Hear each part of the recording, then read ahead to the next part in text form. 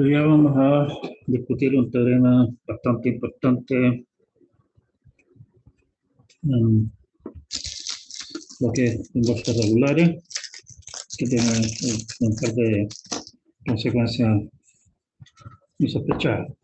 Un teorema de Michael-Nerode. Este teorema es un teorema bastante duro, digamos, bastante enredado de entender, pero nos va a llevar a algunas cosas interesantes, así que ténganme paciencia. A propósito,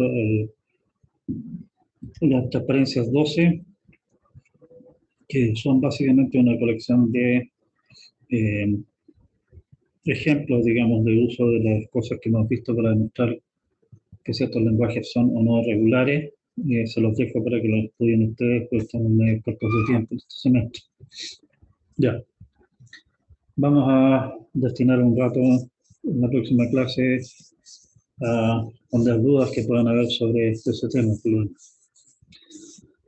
Bien, a lo que vamos en el fondo es, como dice el contenido, una condición necesaria y suficiente para que un lenguaje sea regular, y eso nos lleva entonces al teorema Michael-Nerode. Vamos a discutir muy rápidamente cómo se puede usar el teorema, pero en realidad lo interesante no es tanto el teorema mismo, sino que algunas consecuencias que este teorema tiene. La situación hasta el momento es bastante incómoda. Tenemos cómo demostrar que un lenguaje es regular. La vía, por ejemplo, de una expresión regular, un DFA, etc. Por el otro lado, sabemos que hay ciertos lenguajes que no son regulares. Tenemos algunas herramientas que sirven para demostrarlo, particularmente nuestro lema de bombeo. Pero no tenemos nada que nos diga, mire, un lenguaje regular si es que cumple esto sí y solo sí. Hacia allá vamos. Y para eso vamos a necesitar un poco de material. Digamos que R es una relación sobre algún conjunto A, donde A está equipado a su vez con alguna operación, lo que vamos a llamar con esta, espérense un minuto.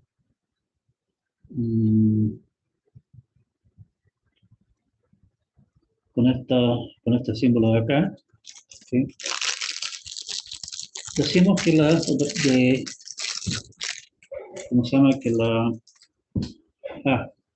la relación R es invariante derecha respecto de esa operación. Si A está en la relación con B, implica que siempre A operado con C está en la relación de B operado con C.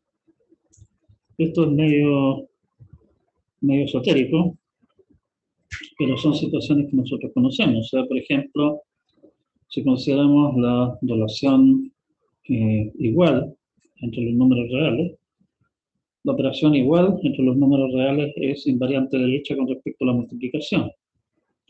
Porque si A es igual a B, entonces también A por C es igual a B, igual a C, y a B por C, ¿sí? Y esa clase de cosas las estamos usando todo el tiempo cuando estamos dedicándonos a la álgebra, ¿sí? De la misma manera, obviamente, podemos definir que la relación sea invariante derecha, izquierda, en el sentido de que operemos desde la izquierda, etc. Pero eso nosotros no necesitamos eso, vamos a necesitar esto de aquí solo.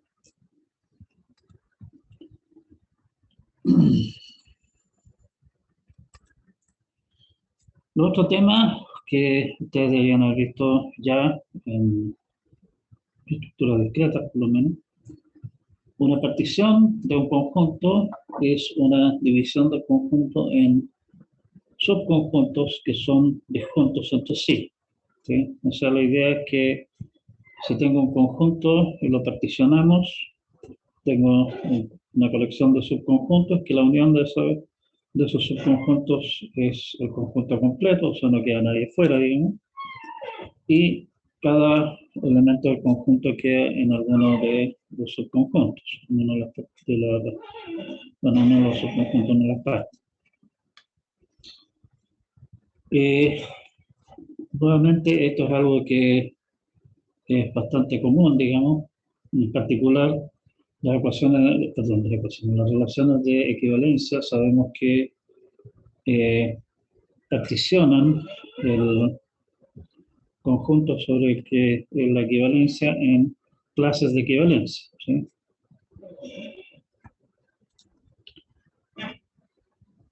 Se dice, si tenemos dos particiones, llamémosle pi sub A, que es la colección A1, A2 hasta A sub M, y pi sub P es la colección B1, B2 hasta B sub N de un mismo conjunto. Se dice que pi sub B es un refinamiento de pi sub A si todo B sub I es un subconjunto de alguna sub J, ¿sí? O sea, el refinamiento básicamente subdivide las partes de pi sub A, del pi sub B. ¿De qué estamos hablando acá?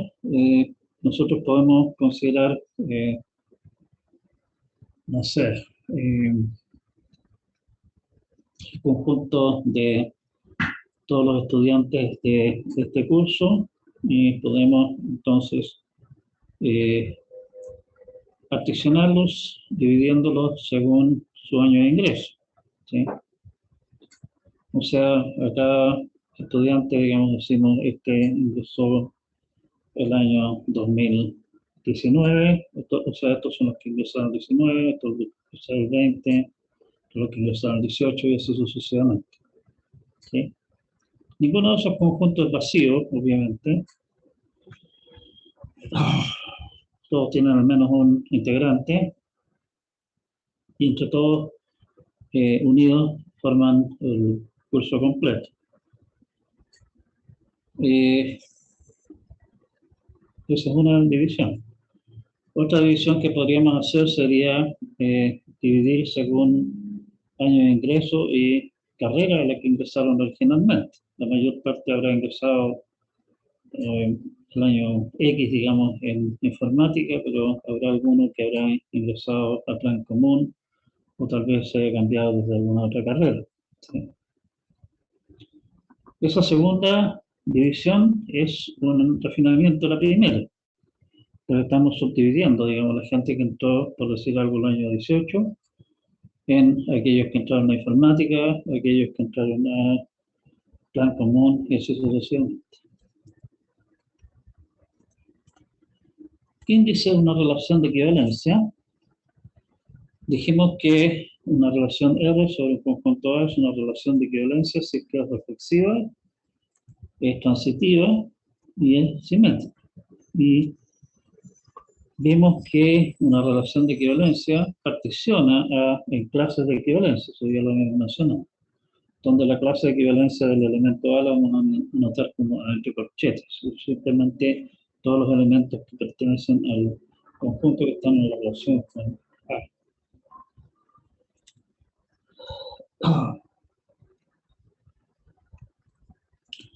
Y se define el índice de una relación de equivalencia como el número de sus clases de equivalencia. Una relación de equivalencia que ustedes conocen es la relación de igualdad entre números enteros. Es una relación de equivalencia que tiene infinitas clases de equivalencia, porque cada número entero es equivalente, es igual a sí mismo solamente.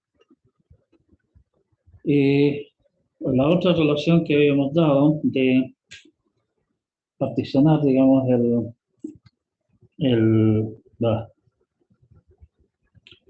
si consideramos la relación de ingresaron el mismo año a la Santa María, entre los estudiantes de este ramo, esa relación también es una relación de equivalencia. Pueden darse la entretención de verificar las tres condiciones que aparecen en la definición.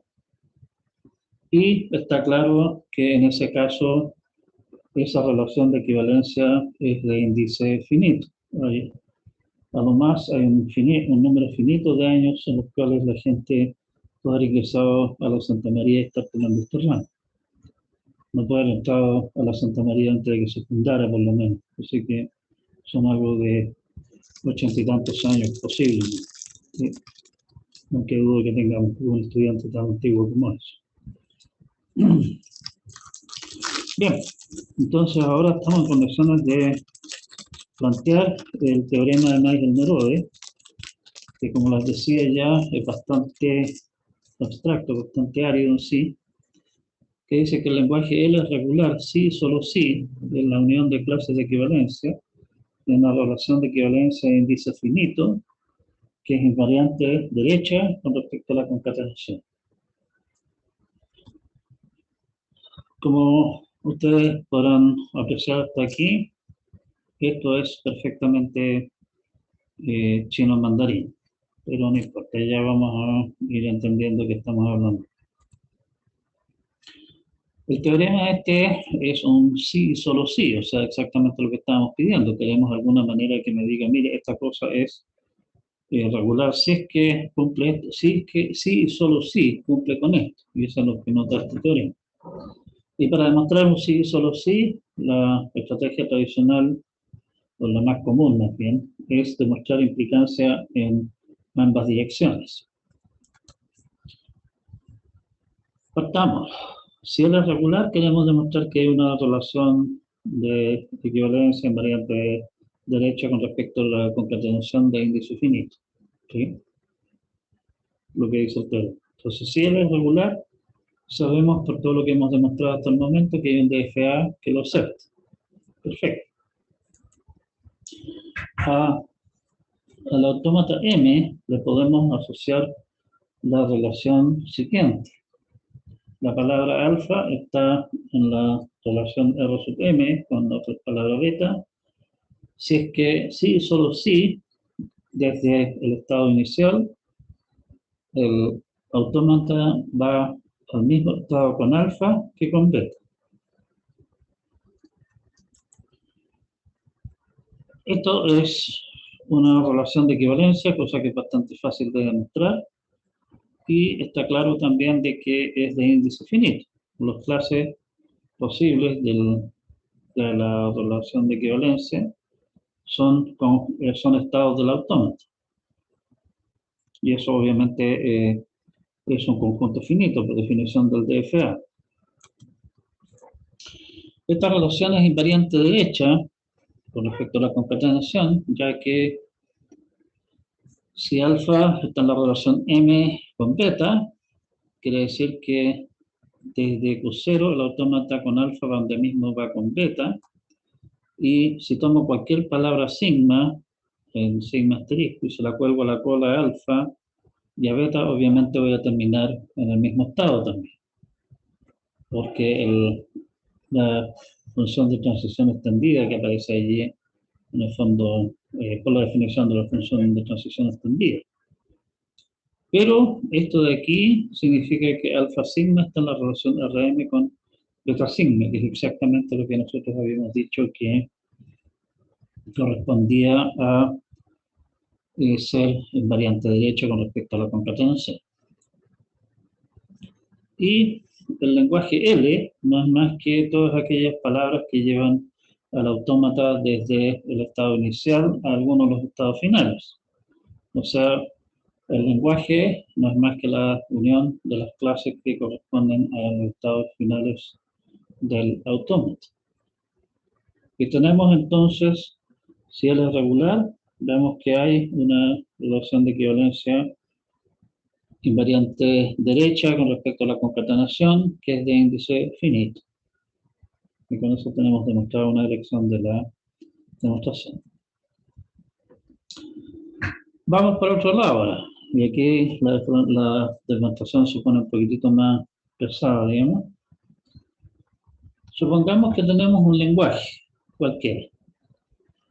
A ese lenguaje le podemos asociar una relación que vamos a llamar R sub L, que está definida diciendo que alfa está en la relación R sub L con beta, si y solo si para todo sigma, en sigma asterisco, alfa sigma está en L, si solo si beta sigma está en L. ¿Sí? En el fondo, la idea es que las palabras alfa y beta se completan o no se completan con la misma cosa, algo que está o no en el lenguaje. ¿Sí? En el fondo, de alguna manera, el lenguaje no distingue entre esos comienzos de palabras. ¿Sí? Entonces, lo que tendríamos que hacer ahora es demostrar que la relación RL es de equivalencia, lo cual es bastante sencillo.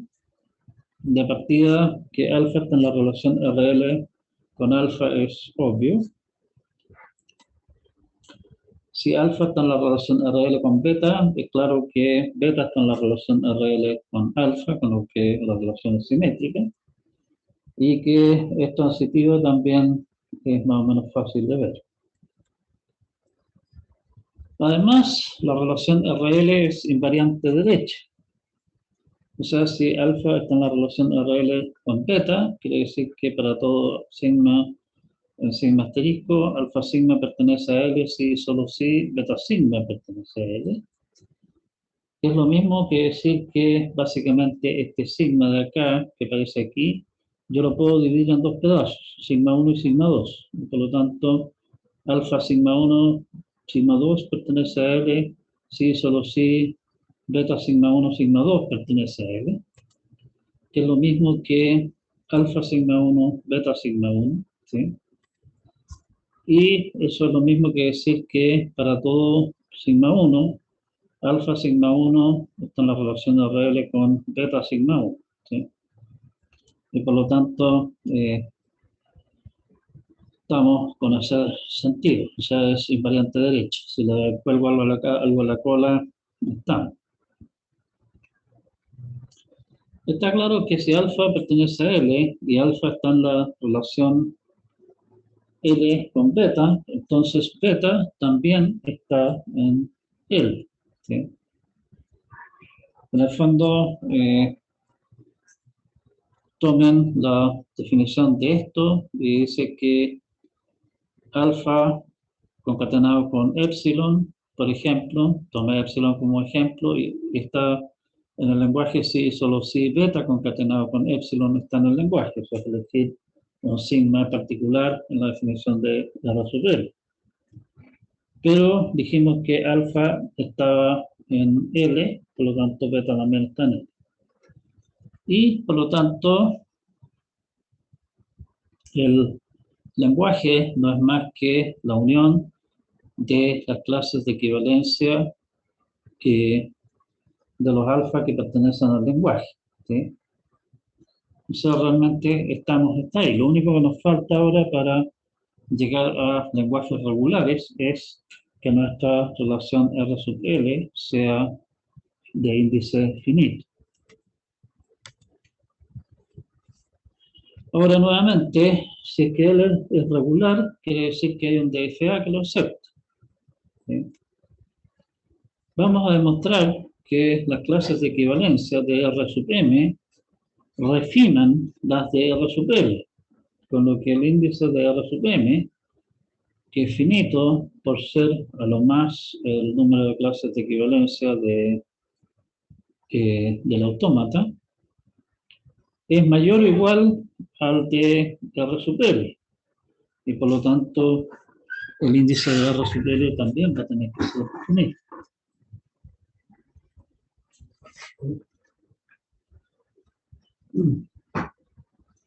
Bastante simple el cuento.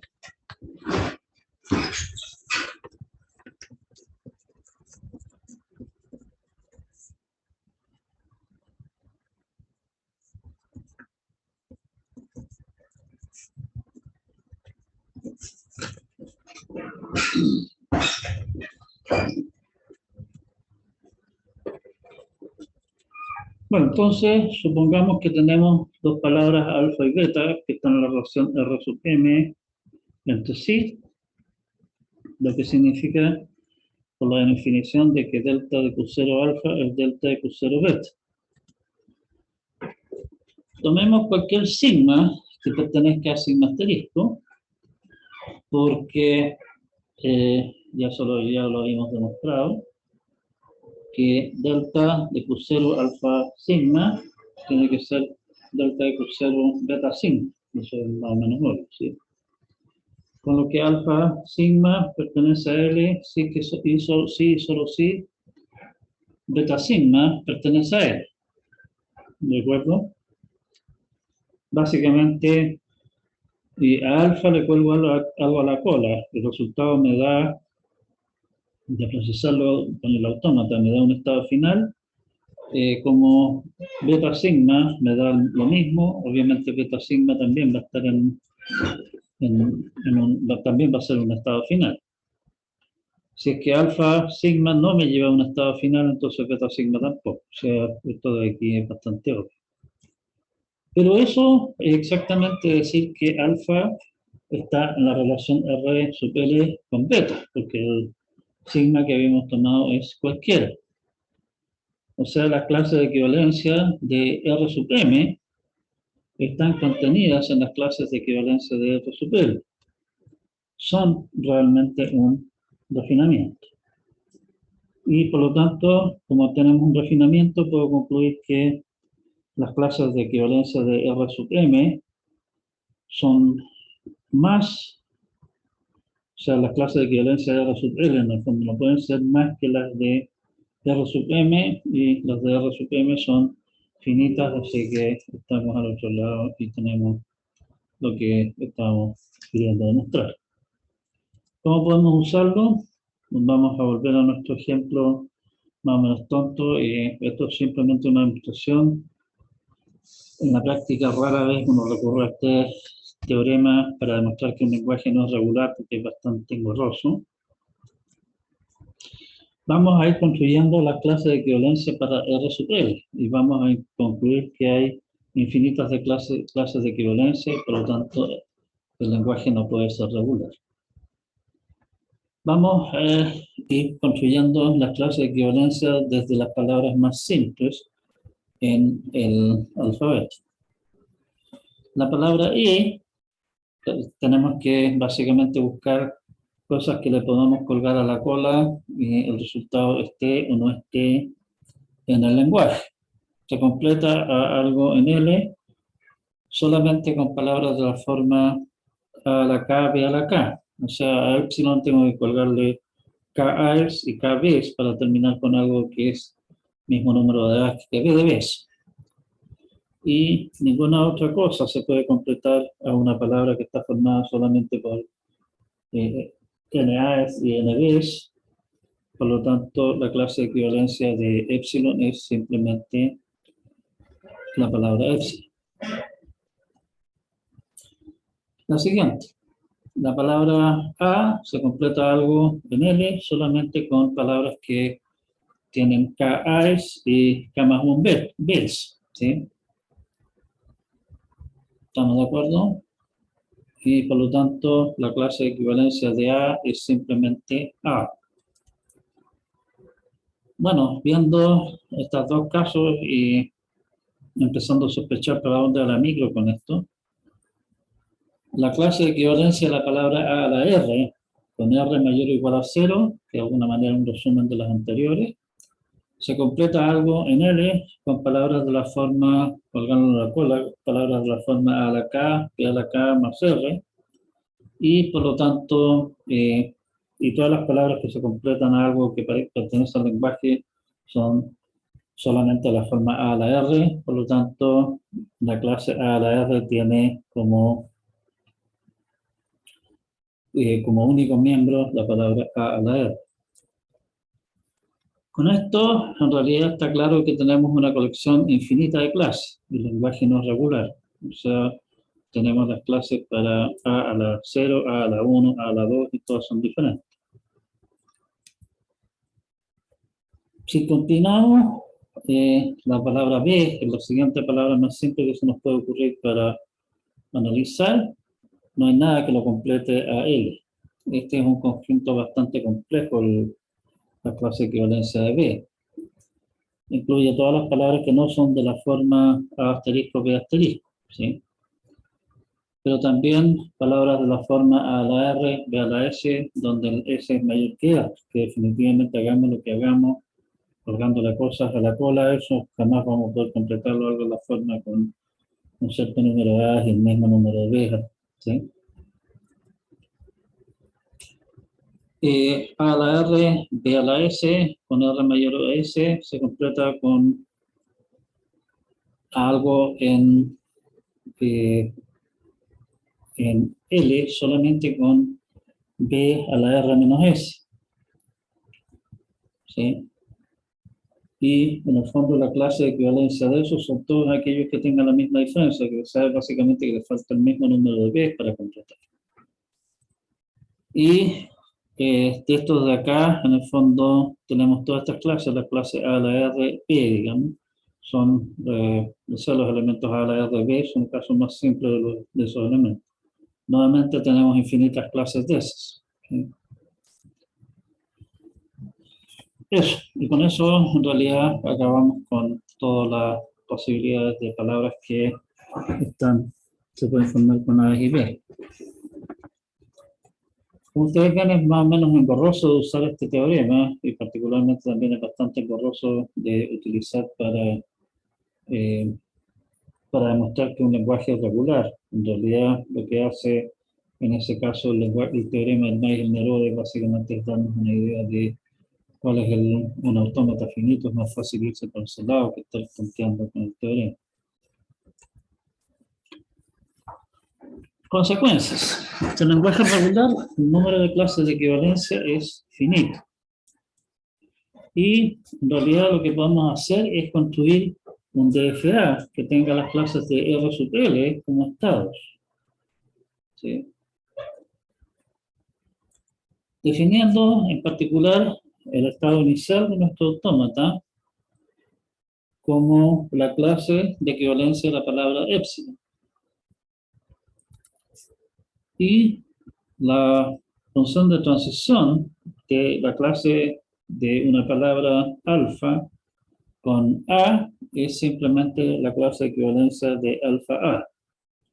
Si ustedes miran para atrás, esto es bastante coherente con todo lo que estuvimos haciendo respecto de definir la clase de equivalencia dado el autómata. Aquí estamos haciendo el cuento en el fondo al revés. Y son finales todas aquellas clases de equivalencia de palabras que pertenecen al lenguaje.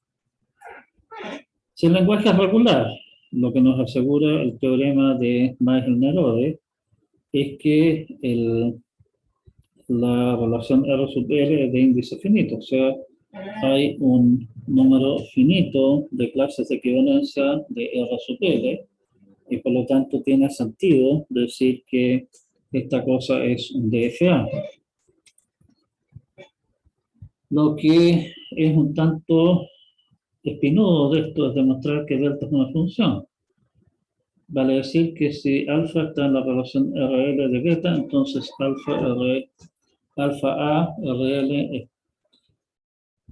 y alfa A está en la relación RL con beta A. Pero tampoco no es demasiado complicado de hacer. Esto resulta, en el fondo, más o menos directamente la definición de R sub L.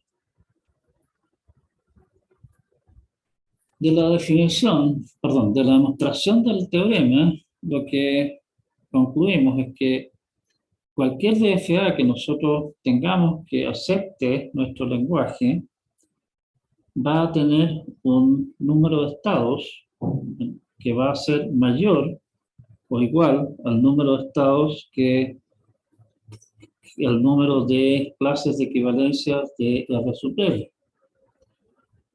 O sea, el número de clases de equivalencia, el número de estados de este autómata que estamos definiendo acá, es el mínimo posible entre todos los DFA que aceptan el lenguaje, lo cual es divertido. O sea, en el fondo, o sea, es divertido, pero en realidad es más o menos obvio que esa cosa existe. Entre todos los DFA que aceptan el lenguaje, tiene que haber alguno que tiene el mínimo número de estados. El punto es que aquí me están dando básicamente una manera directa de encontrarlo.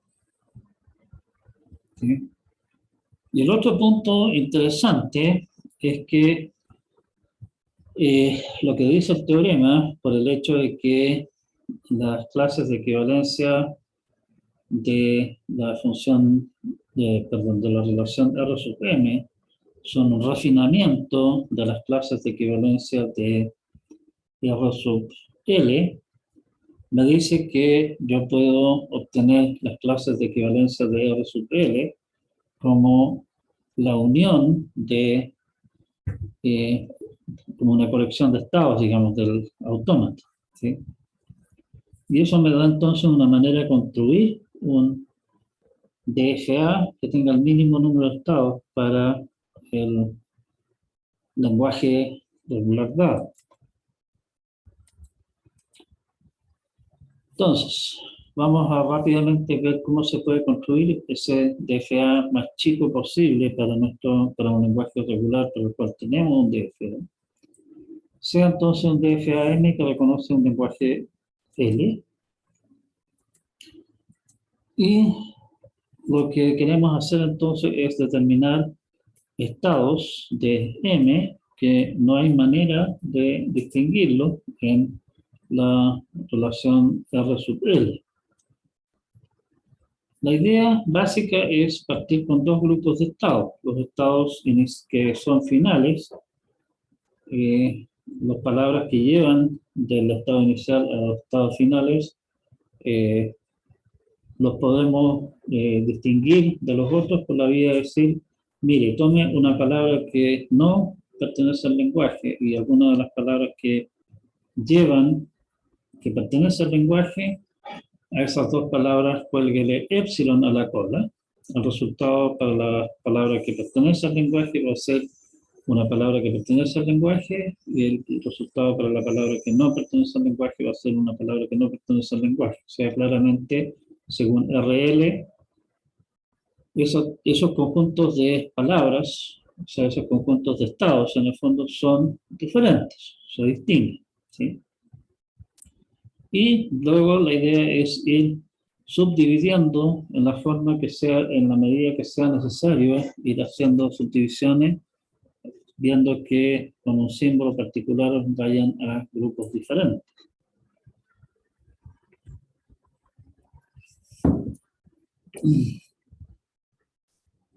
Nosotros habíamos construido un DFA, en realidad tengo que revisar si este DFA está correcto con la última versión.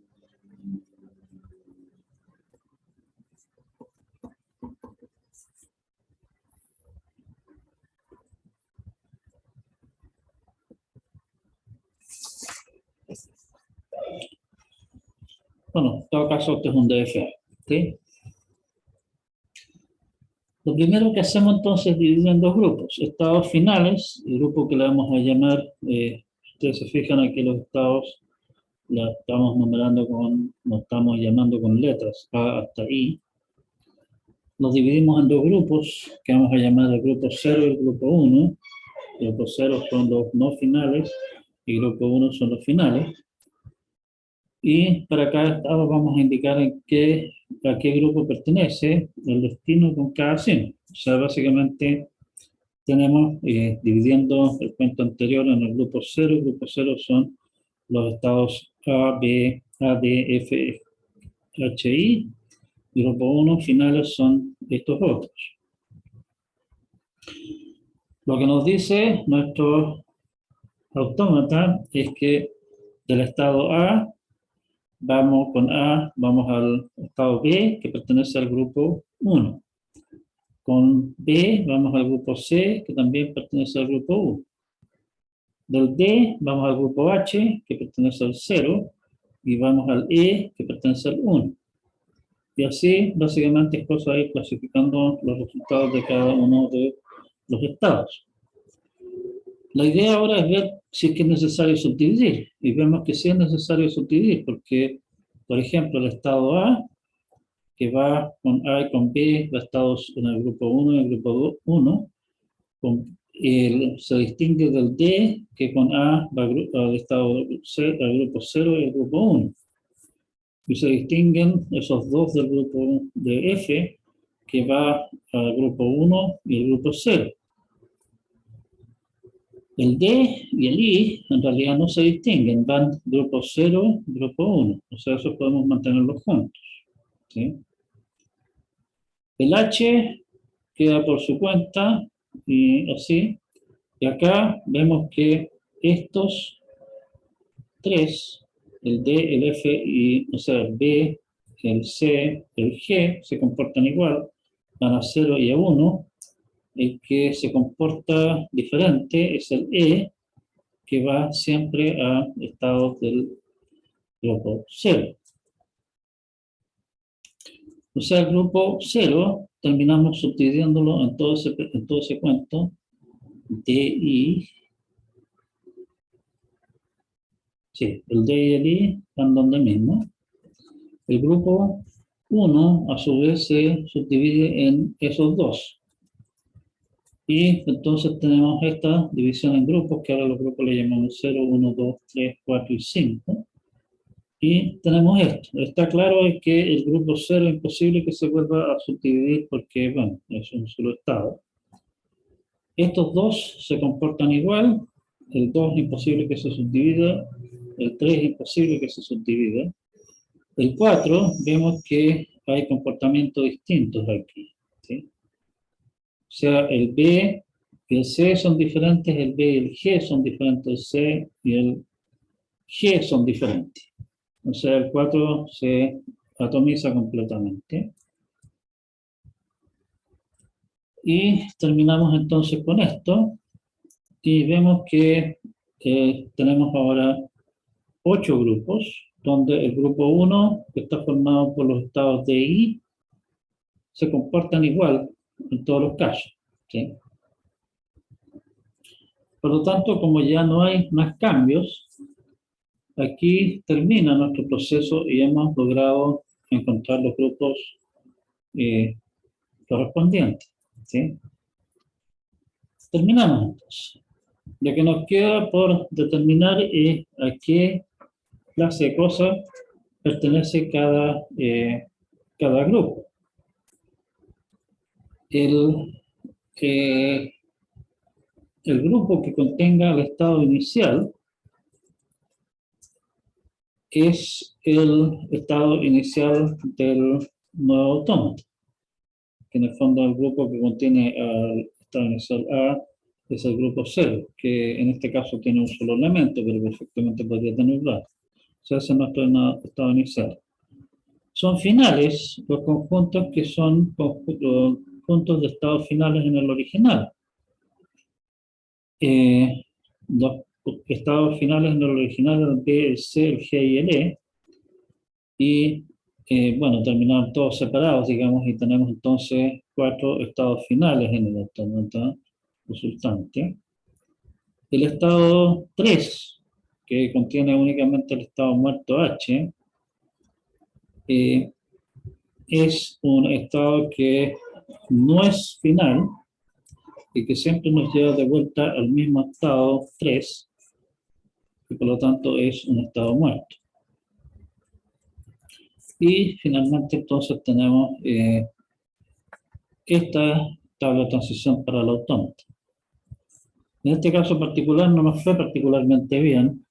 No, lo único que logramos hacer fue disminuir en un estado. Habrán otras situaciones en las cuales ustedes hagan este trabajo y terminan con que la mayor parte de los estados desaparece, digamos que quedan solo unos pocos grupos. El DFA que resulta finalmente es ese, es el DFA mínimo que resulta.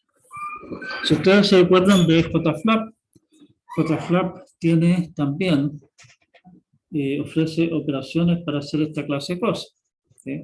Ustedes le pueden ingresar un autómata y le pueden pedir construir el autómata mínimo correspondiente y básicamente los va guiando paso a paso para hacer el trabajo. Bueno, ese es nuestro teorema de Magel-Noroli. Punto importante de esto es que me dice en concreto cómo construir el autómata mínimo con el mínimo número de estados que acepta el mismo lenguaje que acepta un DFA DAO. Eso es útil, es importante en aplicaciones prácticas, en el sentido de que si ustedes quieren representar el DFA, por ejemplo, mediante un programa o a través de un circuito, que el autómata tenga menos estados significa gastar menos memoria, menos recursos, digamos. O sea, necesitamos menos recursos de memoria para, en el caso de escribirlo con un programa, para estar almacenando los estados y decidir, digamos, a qué lado ir. Si es que lo estamos haciendo en términos de circuito, va a significar probablemente menos circuitería para llevarlo a la práctica. O sea, en ese sentido, el teorema es importante desde ese punto de vista. Hay otros algoritmos para obtener el DFA mínimo. En el apunte en particular se plantea uno que es la idea más loca que he visto en toda mi vida, o una de las ideas más locas, he visto muchas ideas locas, que también terminamos con el DFA mínimo al final. Y hay otros algoritmos basados en el teorema Mayer-Nerode directamente, que son más eficientes que esta idea que estuvimos discutiendo acá, que en el fondo es más bien una idea explicativa, digamos, de las cosas, ¿sí? No es que cómo hacerlo en la práctica. Bien, esa es nuestra telecháchara inicial del día de hoy. Por favor, les pido nuevamente, échenle una mirada a este cuento. Esto es bastante denso. Este cuento no es tan fácil de entender. Así que échenle una mirada y, como ya les decía, dediquemos un par de minutos la clase siguiente a discutir estos temas. Rápido resumen de lo que es lenguajes regulares. Tenemos entonces herramientas que me permiten determinar si un lenguaje es regular o no. Las herramientas prácticas son básicamente nuestro lema de bombeo, llegar a una contradicción con él o llegar a una contradicción de alguna de las propiedades de clausura de los lenguajes regulares. Esa es una manera de ver el tema. Entonces, tenemos una serie de herramientas más allá de las expresiones regulares para construir lenguajes regulares. ¿Sí?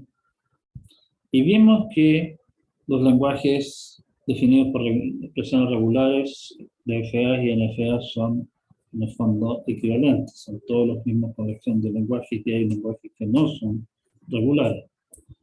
A lo que queremos ir ahora es a definir algún mecanismo que nos permita construir lenguajes más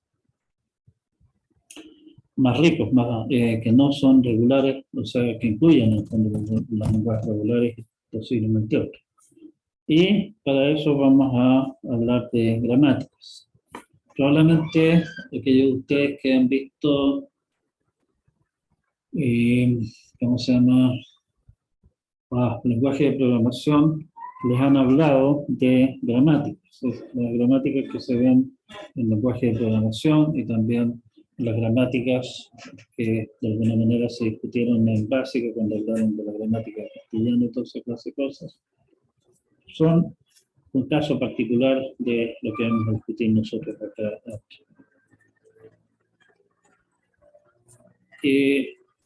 Bueno, las expresiones regulares y toda esa historia son bastante simples de usar, son bastante poderosas, nos permiten representar un montón de lenguaje entretenido, pero se queda corto porque algo tan simple como a la n, b a la n, no podemos representar. De manera que no podemos usar expresiones regulares para describir todas las expresiones aritméticas que sean correctas. En particular, por ejemplo, mi profesor de matemáticas en enseñanza media siempre repetía que todo lo que se abre se cierra, o sea, siempre que hay un abre paréntesis hay que poner un cierre paréntesis. Si nos olvidamos de todas las cosas que hay entre medio, los números y todas esas cosas, nos queda solamente una colección de abre y cierre paréntesis que, siguiendo la regla de lo recordaba el profesor Mura, tiene que haber tantos abre paréntesis como cierre paréntesis. Nadie dice que una expresión aritmética puede tener máximo 15 paréntesis, por decirlo, ¿sí? Por lo tanto, eso no se puede hacer, no hay caso. O, si quieren ir a otro tipo de cosas, queremos representar qué es lo que se puede decir, qué es lo que es un programa en Python, o en C, o incluso en castellano, digamos. Y también ahí se van a encontrar con que hay situaciones en que hay cosas que pueden ir anidando. O sea, por ejemplo, en Python ustedes pueden tener un if metido dentro de otro if, metido dentro de otro if, y así sucesivamente todo lo que ustedes quieran. Y nuevamente, como decía el profesor Mora, todo lo que se abre se cierra, o sea, no pueden dejar una cosa medio terminante. En C, bueno, si abren un paréntesis, el llave tiene que cerrarlo en algún lado. Y eso no se puede representar con expresiones regulares. Y nos interesaría, obviamente, particularmente para cosas tales como construir compiladores o programas que sean capaces de leer y procesar castellano, manejar lenguajes que no son solamente lenguajes regulares. La idea de gramática, en realidad, proviene de las gramáticas que se usan desde tiempos inmemoriales. Quién sabe quién había inventado esta clase de cosas, capaz que algún personaje en Grecia, digamos, para describir lenguajes naturales, como el castellano. Si ustedes recuerdan de aquellas épocas en básica que ustedes los metían en la cabeza que una oración era un sujeto y un predicado, y que un sujeto era bla, bla, bla. Esa es un poco la idea que vamos a utilizar acá. De allí, de esa descripción del lenguaje como castellano, se tomaron una serie de ideas para describir lenguajes artificiales, lenguaje de programación. El primer lenguaje de programación que se describió utilizando gramática fue el lenguaje que finalmente se terminó llamando Algol 60.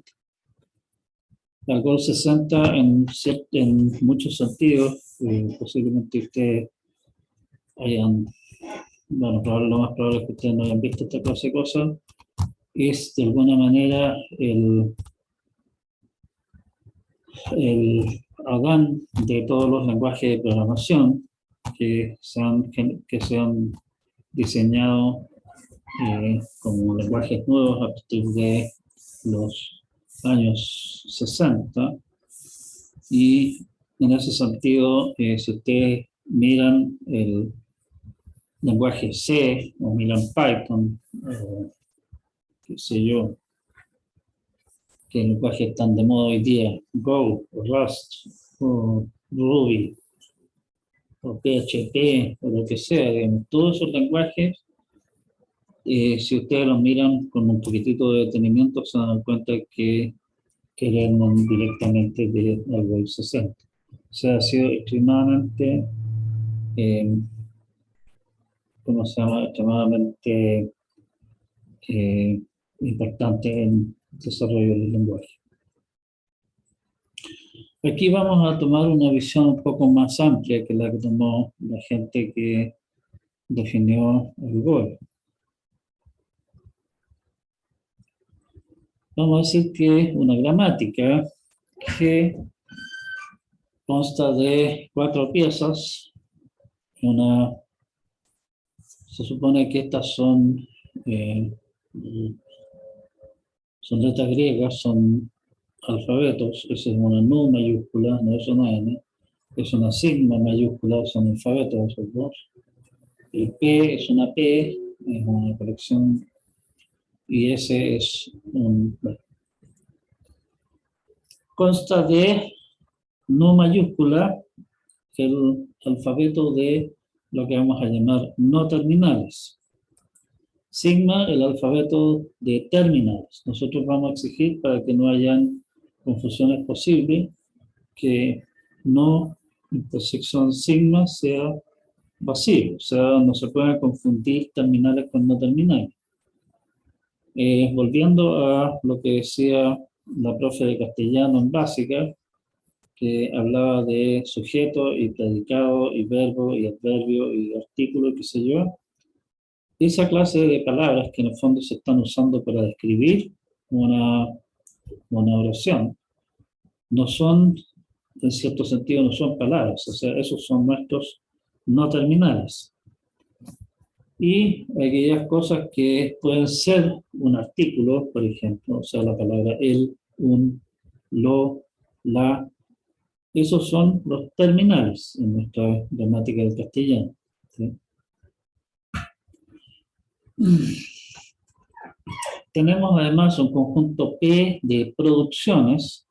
Una producción es la idea de una producción es que es una palabra alfa, da una palabra beta, donde alfa básicamente es una palabra formada con no terminales y terminales mezclados, pero tiene que contener al menos un no terminal. Eso es lo que dice este horror de acá. Y beta es una palabra cualquiera, formada con terminales y no terminales. ¿Sí? Y ese es el símbolo de partida. El símbolo de partida es un símbolo no terminal. La idea en el fondo es que esto es una especie de juego, o sea, ustedes parten con el símbolo de partida y tienen una palabra delante y pueden elegir alguna de las producciones, y tal que el lado izquierdo de la producción calce en alguna posición de la palabra que tenemos y la reemplazamos por el correspondiente, ese alfa lo reemplazamos por el correspondiente beta y seguimos jugando. Esa idea de ir básicamente expandiendo cosas en algún momento va a terminar. Puede ser que termine porque terminamos, o sea, va a terminar porque nos encontramos con alguna palabra en la cual ya no calza en ningún lado izquierdo de ninguna de las producciones. Si es que esa palabra que obtuvimos de esa manera no contiene ningún no terminal, decimos que es una palabra que pertenece al lenguaje, ¿sí? Que esa gramática es genial. Ya, esa es un poco la idea básica de la que estamos hablando. Una notación bastante común es llamarle V mayúscula a N unión a nu unión signo, y a eso le llaman el vocabulario de la gramática, o sea, todos los símbolos que pueden aparecer en las cosas que se pueden estar, en las que estamos hablando. A palabras en V asterisco, o sea, cosas que se podrían obtener en la gramática, digamos, se les llaman formas sentenciales de la gramática.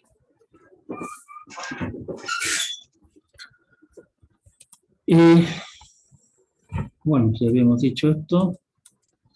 La relación de derivación de la gramática corresponde exactamente al proceso que yo les estaba diciendo recién, o sea, tengo una palabra que es una forma sentencial de la gramática, de esa elijo alguna palabra alfa, que es el lado izquierdo de una producción, y lo reemplazo por el lado derecho.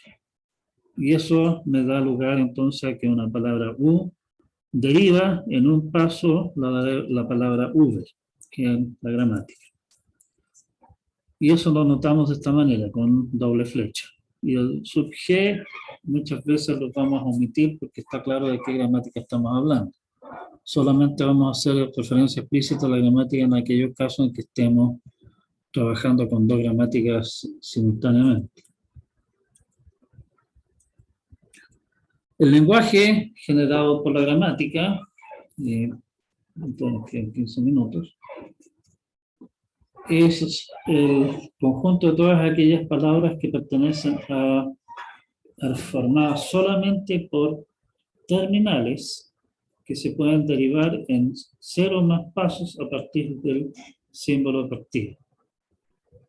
Bueno, 0 o más pasos aquí está claro, o sea, es imposible que en 0 pasos lleguemos a una palabra del lenguaje donde no hace daño al poner asterisco. Vale la pena este cuento, y con esto sí yo creo que vamos a terminar. La gramática siguiente con un único no terminal que es S, terminales que son A y B, producciones que las vamos a dar aquí, símbolo de partida obviamente es el único no terminal que tenemos. Con estas producciones de acá nos genera nuestro lenguaje no regular, nuestro niño símbolo a la n de la n. ¿Sí? Primeramente, está claro que epsilon pertenece al lenguaje, ya que tenemos la producción S da epsilon, que es una producción, o sea, en un paso podemos de S generar epsilon. Estamos listos. Enseguida, podemos demostrar por inducción que S genera en 0 más pasos palabras de la forma A a la N, B a la N, para todo N mayor o igual a 0. Base para N igual 0, sabemos que S genera en 0 pasos S, lo cual en realidad es obvio. Suponiendo que vale para N igual K, tenemos que S en 0 más pasos da A a la K, S B a la K. Esto es nuestra hipótesis de inducción, utilizando la otra producción que dice S da A, S B. Llegamos a esto, que en el fondo es exactamente el caso siguiente. Por lo tanto, por inducción, tenemos que S da en 0 más pasos A a la K, B a la K para todos los K. Y al final siempre podemos aplicar esta producción de acá, S da epsilon, y en el fondo desaparecer este S y nos queda solamente A a la N, B a la N. Y por lo tanto, S realmente genera todas las palabras de la forma A a la N, B a la N, con N mayor o igual a 0. Y si se dan un poquitito de trabajo extra, se pueden convencer de que no hay ninguna otra palabra que se pueda generar de acá. O sea, esto realmente genera exactamente A a la N, B a la N. Por lo tanto, sí estamos generalmente obteniendo lo que nos interesa. ¿Sí? Tenemos entonces una gramática que nos genera un lenguaje que no es regular, y meterse en este lío vale la pena. Tenemos aquí una maquinaria que nos permite generar lenguajes que no son regulares, o sea, nos escapamos de la restricción de tener lenguajes regulares.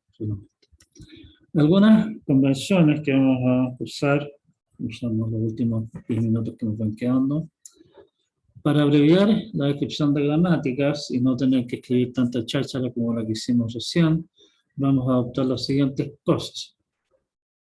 En general, salvo algunas situaciones medias especiales que nos vamos a encontrar más adelante, cuando queramos hablar de no terminales, es decir, en términos genéricos, vamos a usar letras mayúsculas, o sea, A, B, C, mayúsculas, para indicar aquellos símbolos que son no terminales. Para terminales vamos a utilizar en general letras minúsculas, A minúscula, B minúscula, C minúscula y otros símbolos, como más, menos, paréntesis.